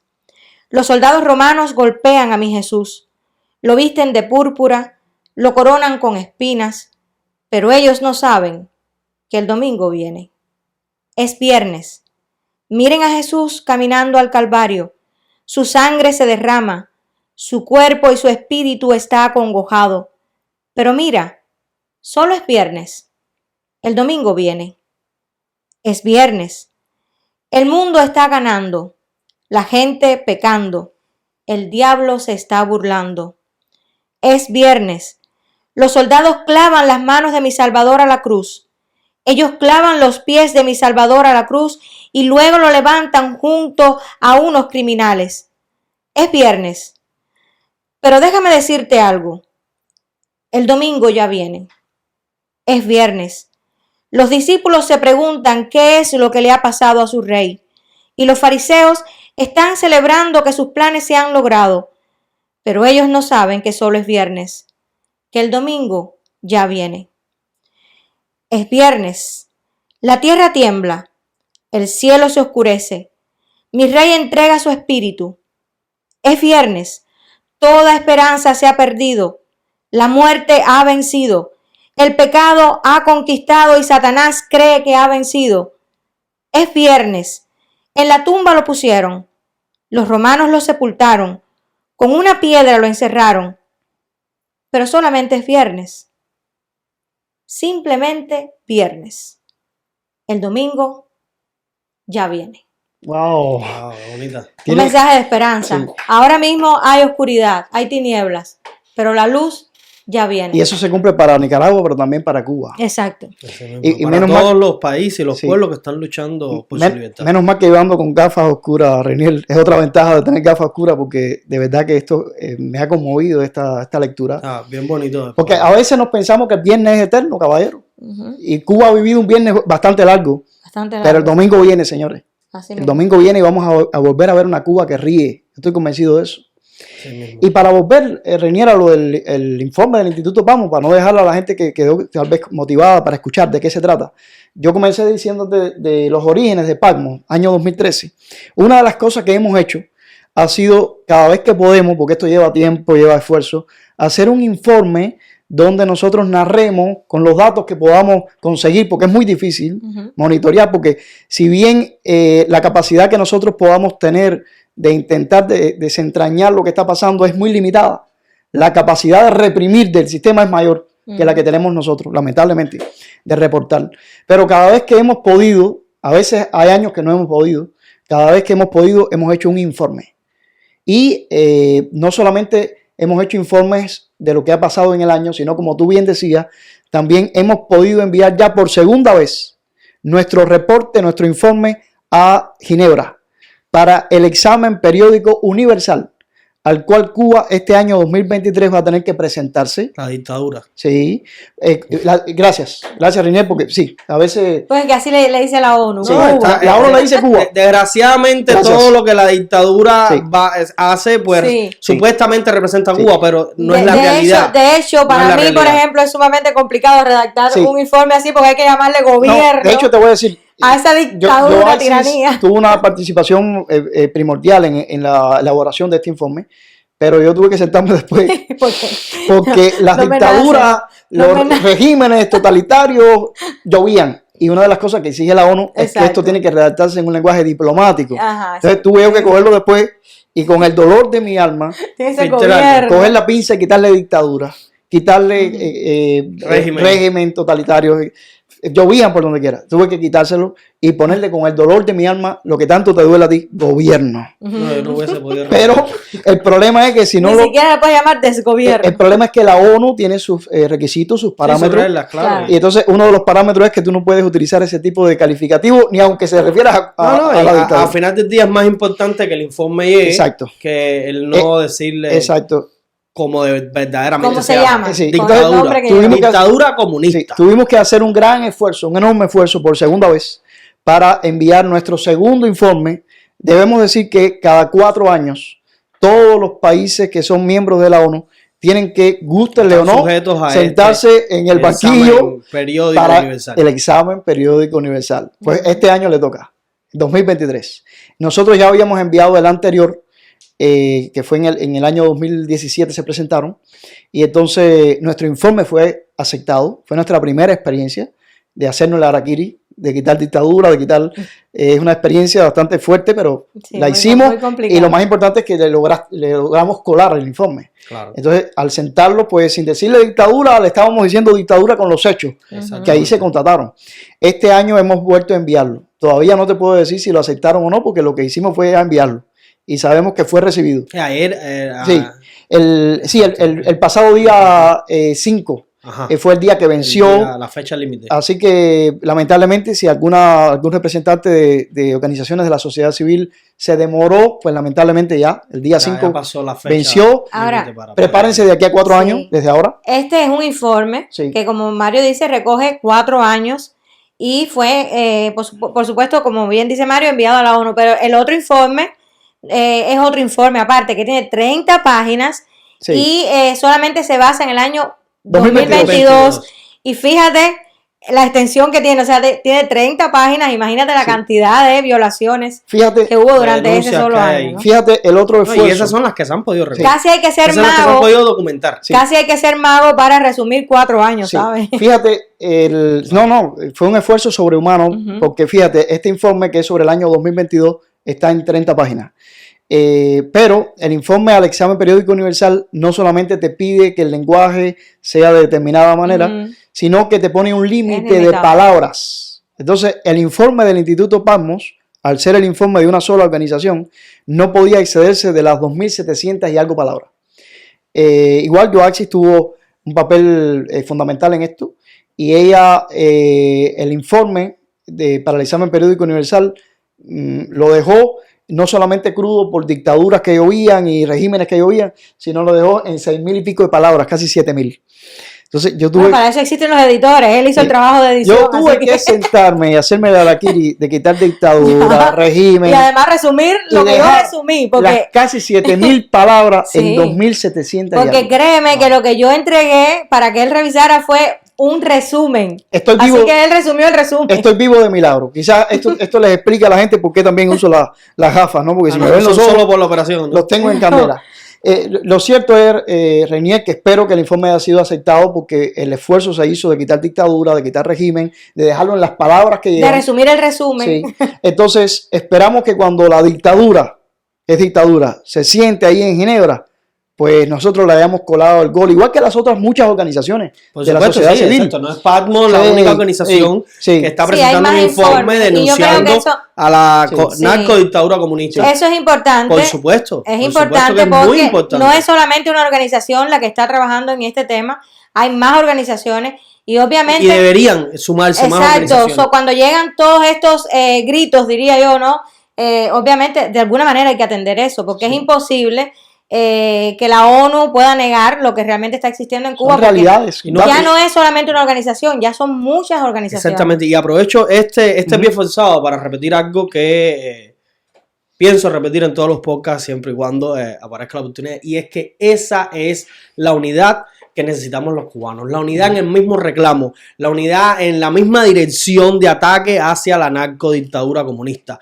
Los cubanos no necesitamos unirnos a un solo partido, no necesitamos unirnos ni siquiera en una misma visualización de cuál va a ser los pasos de transición hacia una Cuba democrática.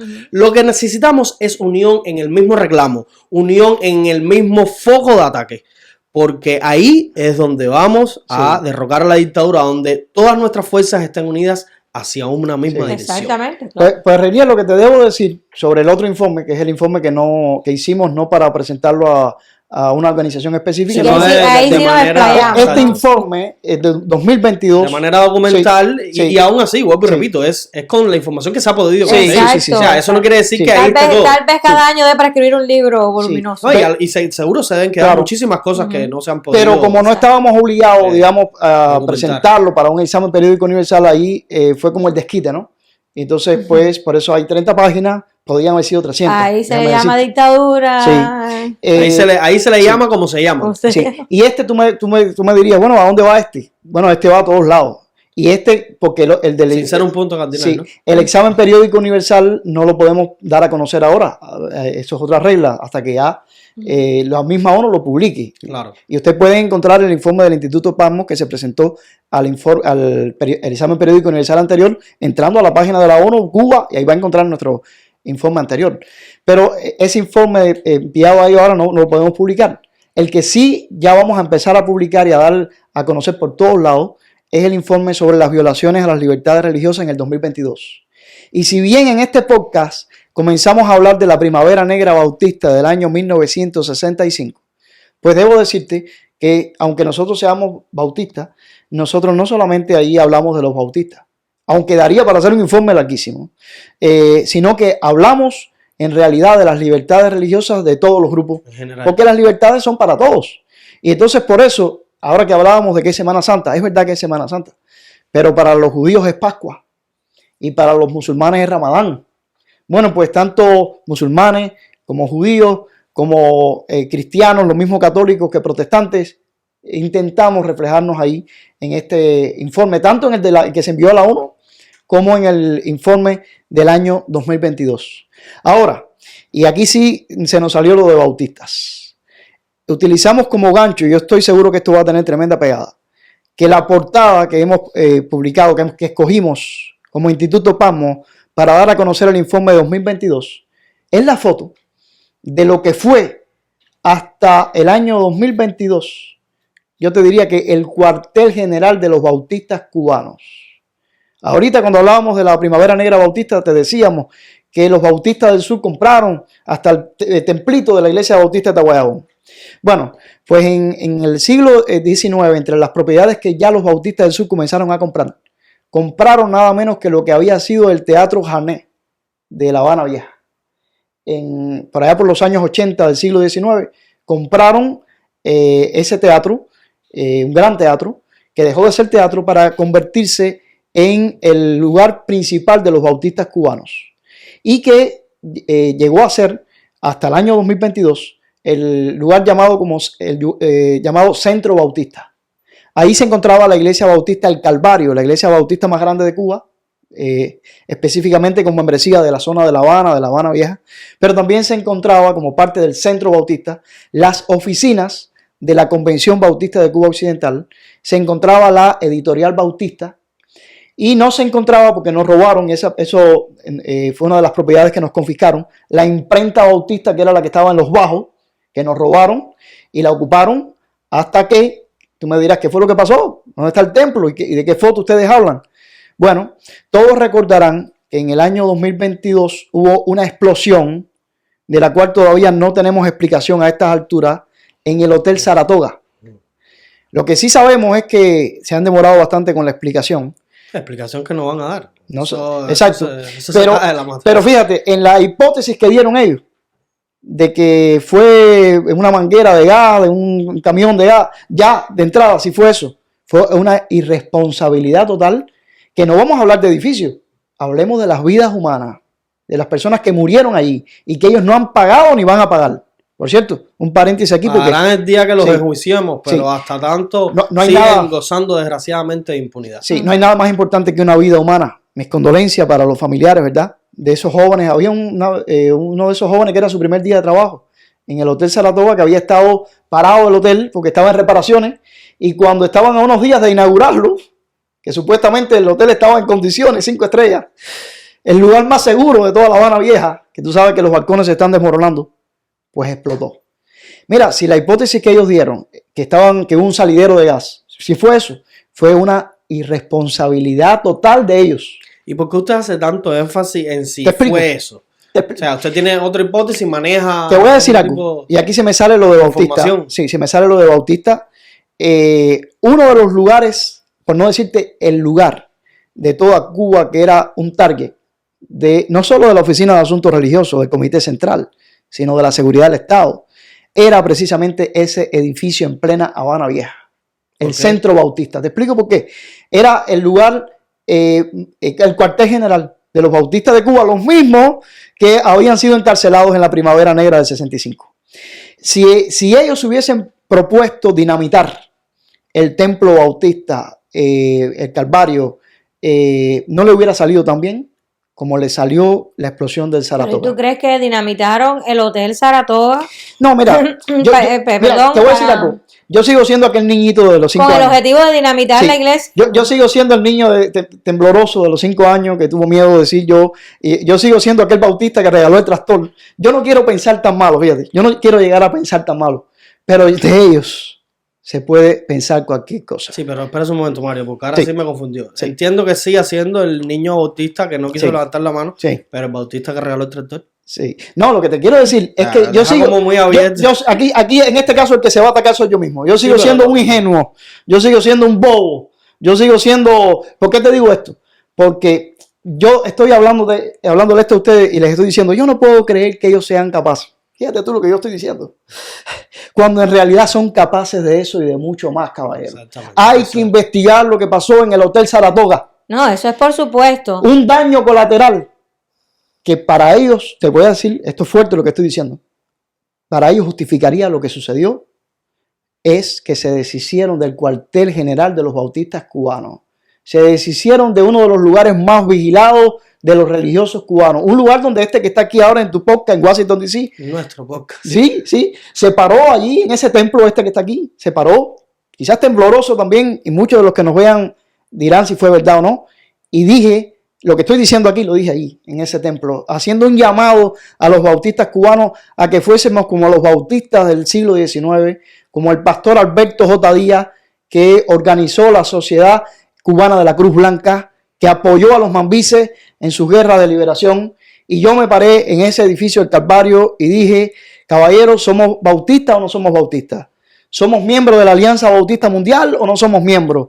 Que la Alianza Bautista Mundial tiene entre sus preceptos la ayuda a los necesitados, la educación teológica, pero también tiene entre sus preceptos la defensa de los derechos humanos. Eso lo dije yo, no en el podcast, lo dije allí. Y me paré allí y también dije que teníamos que hacer una carta al sistema donde nosotros levantásemos nuestra protesta por la violencia que estaba ocurriendo en Cuba contra las damas de blanco y contra personas que luego murieron, que recordaremos aquí en mayo como el estudiante que mataron unos días después que yo hice mi declaración. Bueno, la cuestión es, Reinier, que la Primavera Negra Bautista no se acabó en abril de 65.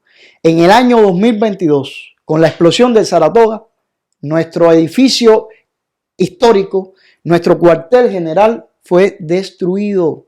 Y precisamente, por eso te decía que hemos usado una foto como portada del informe del Instituto Pamo. Es la foto de ese templo tan hermoso, majestuoso, que inspiró a tantos bautistas cubanos y a personas de otras obras también. Mario, Sí. a ver si yo logro entender lo que ¿Por tú... dónde voy? O sea, no, ¿Por dónde tu voy? teoría o tu Sí, idea, ¿no? Sí, O sea, tú quieres decir que realmente la destrucción de la iglesia no fue un daño colateral, sino que fue el objetivo principal y por esa razón fue que explotaron el Saratoga. mira, yo siendo todavía el niño ingenuo que soy, No, olvídate de la ingenuidad y habla claramente yo cuál te es voy tu a hablar teoría. claro. No se han dado los resultados de la investigación. Por supuesto, y posiblemente no Hasta se que den. no se dé el resultado de la No, investigación, ¿tú sabes posiblemente. cuál es mi hipótesis? Que quienes reventaron el Hotel Saratoga fueron ellos mismos. Según tengo noticias e informaciones, toda esa manzana la van a derrumbar y van a construir ahí ahora un centro para recaudar dólares. Pero ya no va a estar tampoco el templo bautista que les molestaba. Fue una manera fácil de deshacerse del templo. Quizás muchos me cuestionen ahora y digan, este pastor lo que es un tipo que... Pero ya hay noticias exactas de que ellos van a eliminar el templo de ahí. Hay rumores de que... O sea, y te parece que Sí. que la Convención Bautista de Cuba Occidental vamos a hablar en buen cubano, se va a dejar meter el pie todo de indica esa manera? que lamentablemente Los van a mover de lugar. se va a repetir la historia del tractor. Lamentablemente tengo que decirlo así. Mis hermanos bautistas que me están viendo, por favor, démonos el lugar que no nos dimos ni en el 63 ni en el 65.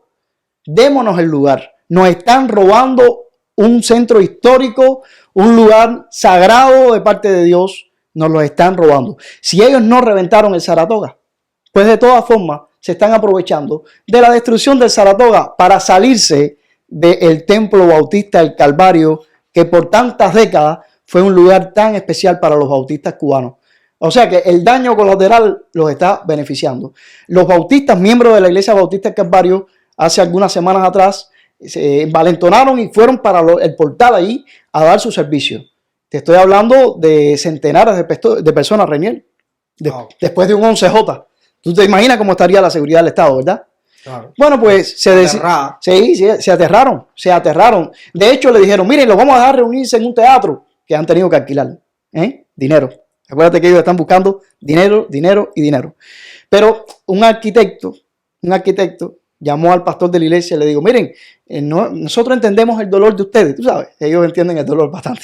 Entendemos el dolor de ustedes, pero se trata no de una cuestión ni política, esto no tiene que ver con política, no, es una cuestión arquitectónica, es un lugar donde las vidas peligran, pastor, usted va a ser el responsable si eso se derrumba ahí de la muerte de los niños, les metieron el pie. Y la promesa que hicieron después del derrumbe de Saratoga de que no se preocupen, nosotros vamos a correr con los gastos, porque son los responsables. El derrumbe del Hotel Saratoga, si no lo reventaron ellos, igual son por lo que sea, por negligencia, igual. Entonces, les toca reconstruirlo si no lo destruyeron. No, eso es. Entonces, eso le están dando no va a pasar. la labia y le están diciendo, lo primero que le dijeron a la iglesia, no se preocupen, nosotros le vamos a reconstruir el templo. Después le dijeron, no se preocupen, no se reúnan ahí, miren, le vamos a alquilar un gran teatro, el gran teatro de La Habana. Ahora mismo ese local está cerrado, ahí no entra nadie. Ese local está cerrado y todos los locales circundantes lo que están esperando es lo que va a ocurrir. Van a dinamitar toda esa manzana y ahí van a reconstruir algo mucho más grande que la manzana de Gómez para recaudar divisas, recaudar dinero y olvídense los bautistas de lo que fue nuestro templo bautista del Calvario, a no ser que nos pongamos para la cosa, caballero, y denunciamos esto, que de hecho un propósito del Instituto Pasmo, al poner esa portada de ese templo destruido, ha sido precisamente denunciar esto, pero también ese templo, esa foto, no solo muestra el estado en que quedó el templo bautista del Calvario, esa foto muestra, Reiniel, el estado de las libertades religiosas en Cuba y del estado de la libertad de Cuba, que es un edificio destruido, nuestra Cuba destruida, hecha añicos. Bueno. Y hablando del 11 de julio, de los presos del 11 de julio, pues recientemente ha salido en libertad el gato de Cuba. Ha salido en libertad, estuvo haciendo una directa a sí mismo. Qué bueno que por fin un abrazo para el gato. Está libre. Está puesto, dice. Exactamente, que sigue puesto. Sí. Que sigue puesto, como lo dijo, no le van a poder apagar el brillo de los ojos. El brillo de sus ojos y el ansia de decir la verdad. Como él bien dijo en la primera directa, donde salió diciendo, caballero, estoy fuera, compartan, qué sé yo, para que la gente se enterara, ¿no? Sí. De su propia boca que estaba en libertad. Pues él lo dijo, él no está cometiendo ningún delito, él no está incumpliendo nada, él simplemente está diciendo la verdad, contando la realidad que en Cuba se vive y la verdad es que son valerosas las personas que, como él, dentro de Cuba, pues denuncian a la dictadura y exponen la realidad de los cubanos, sea cual sea el método, ya sea desde el humor, ya sea desde el arte, de la plástica, de la forma que sea, siempre y cuando se denuncia la dictadura real, no con un mensaje ambiguo, de una forma directa, una forma genuina, pues sinceramente es muy valoroso. Y si se hace dentro de Cuba, pues es doble. Que se le violaron todos los derechos, ya de hecho se le violaron cuando lo llevaron preso, en Cuba, ¿no? Se le violan los derechos, pero como preso le violaron todos los derechos, incluso de su libertad condicional y demás.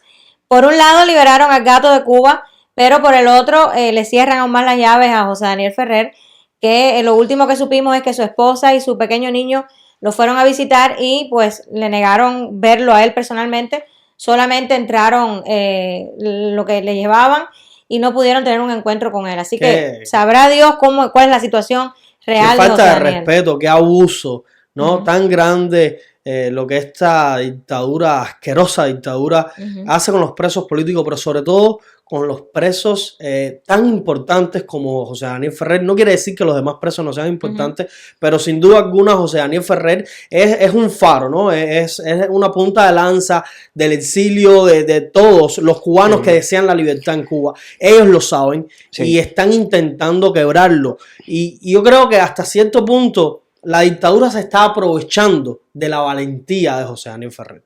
Porque ellos están conscientes, yo diría, ¿no?, que estoy casi seguro que ellos están conscientes a día de hoy que José Daniel Ferrer no va a negociar. No va a... eso dalo por hecho. No va a sucumbir ante sus presiones y por tanto ellos se van a beneficiar con matarlo. Ojalá esto no suceda, ojalá Dios interceda y vele por la vida de José Daniel Ferrer, pero estoy seguro que estos represores están pues aprovechándose de que José Daniel Ferrer no va a irse de Cuba, ¿no? Que es la condición que siempre le han puesto a todos los presos políticos. Ni a Félix Navarro, ni Salinas Navarro. A Félix Navarro tampoco. Y ellos se están aprovechando de esto para personas tan valiosas, ¿no?, con tanta historia, con tanto valor como son José Daniel Ferrer, como es Félix Navarro, como es Saily Navarro, pues abusar y atropellarlos aún más de lo que ya lo están haciendo al tenerlos injustamente en prisión. José Daniel Ferrer es un preso del 11J y fue un preso de la Primavera Negra de Cuba y no fue un preso de la Primavera Negra Bautista del 65 porque no era pastor bautista, porque si no hubiera sido un preso también. Sí, no, posiblemente porque en el 65 no había nacido. Pero yo te digo algo, yo oro cada día por José Daniel Ferrer, yo lo recuerdo porque nosotros hemos dormido en su pequeña casa ahí en el reparto en Santiago de Cuba. Hemos sido objeto de su hospitalidad. Tremendos pantalones. Y eso no se olvida. Y yo oro cada día por él. Pero déjame decirte algo, Reiniel. Yo le pido a Dios que José Daniel Ferrer sobreviva a la revolución y pueda ver con sus ojos, igual que los nuestros, ¿verdad? La caída. Pero te digo algo. José Daniel Ferrer es uno de esos hombres que ni aún muerto ellos se benefician. Todo lo contrario. Y aquí te repito una frase de Payá que yo he dicho en varios podcasts ya. Tengan cuidado con esos muertos porque pueden expoliar el ansia de libertad del pueblo. Yo lo que me refiero es que a pesar de que José Daniel Ferrer es un hombre que sus ideas van a trascender, su legado va a seguir, ellos ni eliminándolo físicamente van a poder apagar esa llama de libertad que él ha ostentado por muchísimo tiempo.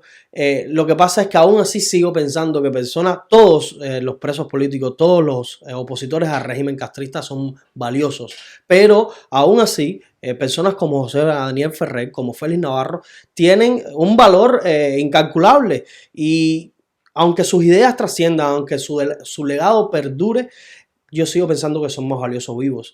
Por supuesto, sé siempre. que el régimen se está aprovechando de su valor y de su intransigencia a ser exiliados de Cuba para quebrarlos. Porque al final del día, supongamos que esto suceda, ¿no? Que Ferrer, que Félix Navarro puedan ver, ¿no? Que el régimen no los quiebre físicamente. ¿En qué condiciones van a salir? ¿En qué condiciones? Porque los maltratos no solo son físicos, y sobre todo a estos hombres de alta valía y de fe y de grandísima fe, los maltratos superan lo que puede ser una golpiza. Tienen maltrato también psicológico, con electroshock, con medicamentos, sabrá Dios qué tipo de maltrato psicológico, no sé, de encierro, de desestructurarte lo que es el día y la noche. Entonces, ¿en qué condiciones van a salir estos hombres? Por aferrarse, ¿no?, a su fe, a sus ideales, a sus principios. Yo creo que tenemos que elevar oraciones por ellos. En estos días, bueno, este podcast está emitiéndose en plena Semana Santa, Sábado de Gloria. Elevemos oraciones por ellos. Pensando que es cierto que hemos sufrido un viernes demasiado largo y que a ellos les ha tocado un viernes muy duro, pero pensemos por ellos y por todos nosotros que el domingo se acerca y que la resurrección de Cuba está a las puertas. Y exijamos su libertad. Exijamos su libertad. Por eso hay que recordar que la libertad de Cuba es responsabilidad de todos los cubanos, que entre todos los cubanos que están en desacuerdo con la dictadura castrista existen dos grupos: los que quieren que se caiga la dictadura y los que hacen porque se caiga la dictadura. Elijan ustedes en cuál grupo que quieren estar. Por favor, sean patrocinadores de la libertad, patrocinadores de los presos políticos. No, si no se puede ayudar económicamente, se puede ayudar desde las plataformas digitales, desde las redes, abogando por la libertad de ellos, compartiendo toda la información que en pos de la libertad se expone en las redes sociales. Y por supuesto, buscar un preso político en específico y encargarse de día a día, pues exponer la realidad de estos hombres y mujeres que intentan reivindicar la dignidad de los cubanos. Nosotros somos cubanos en Washington, D.C. Desde aquí los estamos invitando a ustedes a ser cubanos en Washington, D.C. Por favor, síganos en todas nuestras plataformas digitales. Somos cubanos en Washington, D.C. en Facebook, en YouTube, en Instagram y en TikTok. Así que, Pastor, yo creo que si nos puede regalar una oración, ¿cómo no? Podemos terminar el podcast. Dios Todopoderoso, en plena Semana Santa, cuando se está emitiendo este podcast, queremos agradecerte porque enviaste a tu Hijo Jesucristo a morir crucificado por todos nosotros que somos pecadores, para darnos entrada delante de tu trono. En este podcast hemos recordado hoy aquellas atrocidades cometidas entre las tantas y tantas contra personas que creían o creen en ti, en este caso los bautistas cubanos, en aquellos días de abril de 1965, mirando que no todo quedó en el 65, sino que hasta el día de hoy ha continuado la represión, la violación a las libertades, que incluso el templo histórico, el cuartel general de los bautistas cubanos, prácticamente está a punto de demolerse por esa explosión extraña en el año 2022 del Hotel Saratoga, que tú sí conoces las causas, tú sí conoces lo que sucedió allí, pero de la cual no tenemos ninguna duda que ya sea que haya sido hecho adrede o que haya ocurrido por irresponsabilidad, el nombre de los responsables recae sobre la misma dictadura que es responsable de la caída de aquel balcón sobre las 3 niñas, que de todos los desmanes y de cualquier otro accidente, porque accidentes ocurren en todas partes,